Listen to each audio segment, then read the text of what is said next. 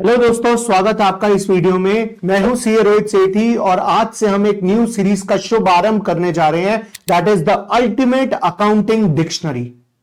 So guys, ये series उन सभी लोगों के लिए बहुत हेल्पफुल है जो एक स्टूडेंट है, प्रोफेशनल है, बिजनेसमैन है, या वो जो अकाउंटिंग की टर्म्स को सीखना चाहते हैं, डिटेल में समझना चाहते हैं अकाउंटिंग की टर्म्स को। चाहे आप बिगिनर हैं, चाहे एक्सपीरियंस्ड है, चाहे कुछ भी है, ये सीरीज आपके लिए बहुत इंपॉर्टेंट हो सकती है, राइट। और हम इस सीरीज में करेंगे क्या, हम इस सीरीज में हर एपिसोड में एक टर्म को पकड़ेंगे और उस टर्म को ढंग से, तरीके से समझेंगे, from the basic level to the pro level, और उसकी डेफिनेशन को, उसके एग्जांपल्स को, उसके टाइप्स को और उसके प्रैक्टिकल एप्लीकेशंस को हम सब कुछ एवरी माइन्यूट डिटेल पर कवर करेंगे।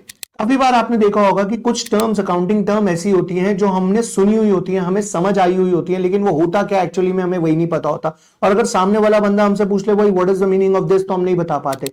तो इन दैट केस इस सीरीज का मोटिव यही है कि ताकि आपको एक शॉर्ट में और एक इजी टू अंडरस्टैंड वीडियो मिल सके, जिससे आपको यह पता लग सके कि उसकी डेफिनेशन क्या है। और ना सिर्फ डेफिनेशन, हम उसका प्रैक्टिकल एप्लीकेशन भी समझेंगे और उसकी एवरी माइन्यूट डिटेल को हम कवर करने की कोशिश करेंगे। फॉर एन एग्जांपल, एक एग्जांपल के तौर पे बात करते हैं।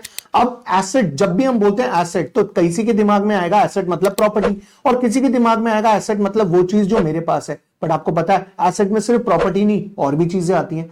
या एसेट के अंदर क्या कोई ऐसी चीज आ सकती है जो मेरे नाम पे नहीं है पर फिर भी वो मेरी एसेट है? तो ये सारे सवाल जब हमारे सामने आके खड़े होते हैं ना, तो हमारे पास एक ऐसी डेफिनेशन होना बहुत जरूरी है जहां पर अब इजीली ये बात समझ सके कि क्या मेरी एसेट है और क्या मेरी एसेट नहीं है।